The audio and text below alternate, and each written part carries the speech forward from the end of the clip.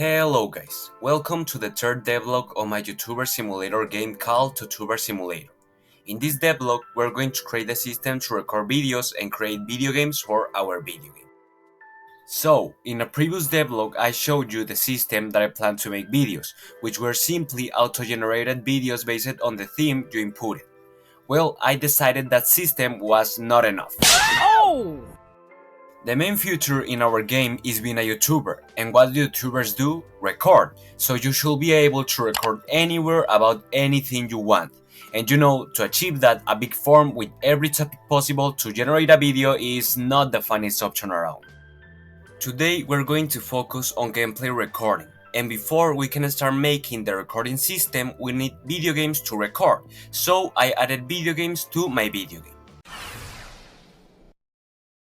I present to you The Fall of Cleopatra. Discover an amazing world where an abandoned pyramid appears in the middle of nowhere, and when you enter it, you discover that ancient Egypt is actually not that ancient.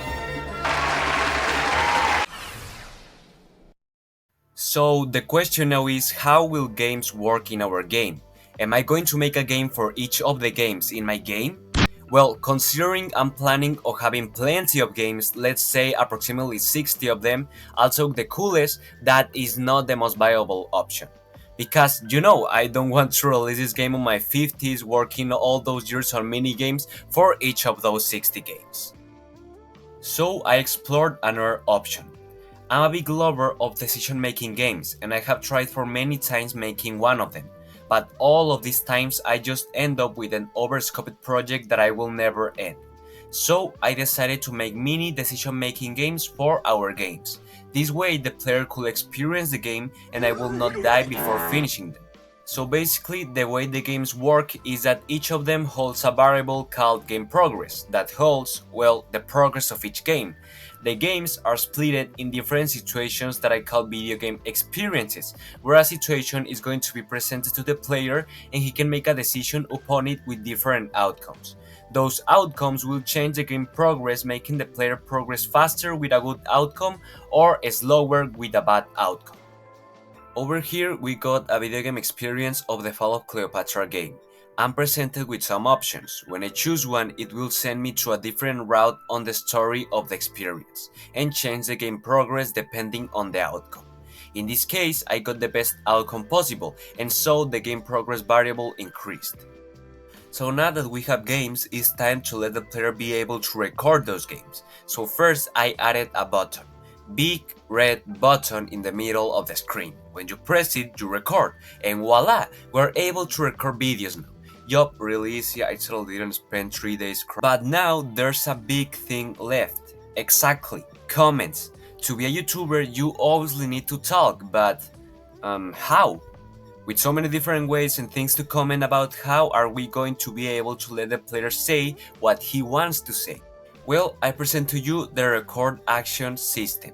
In this system, you're going to be presented with general categories of actions like presentations, talks, or moves. Those actions can be expanded in more specific actions. For example, the talks category is going to be split into comment, analyze, and explain. After we select one action category, we're going to be presented with a set of 4 emotions that are going to be happy, sad, energetic, and calm. These emotions will serve as filters for the actions. So for example, if we are in the presentation category and if we select calm, there's going to display the chill presentation action. If we select sad, there's going to appear the sad presentation and frustrated presentation. If we select happy and calm, there's going to appear the formal presentation, and if you select all the emotions, you're going to get the crazy presentation. When we decide what action we want to do, we just click it and our YouTuber is going to do it. So with this, we have finished the recording system. Lastly, I created a File Explorer app where we are able to see our recordings, and here's one of them. We can make the video full screen and change the time. So that's it. There's obviously a ton more of work that needs to be made on this system, but I think I will work on that once we start getting into creating a YouTube platform. If you like this video, please consider subscribing and giving a like. It's really going to help me, and also any feedback, opinion, or like anything, feel free to comment. I promise I will respond. So yeah, see you later guys.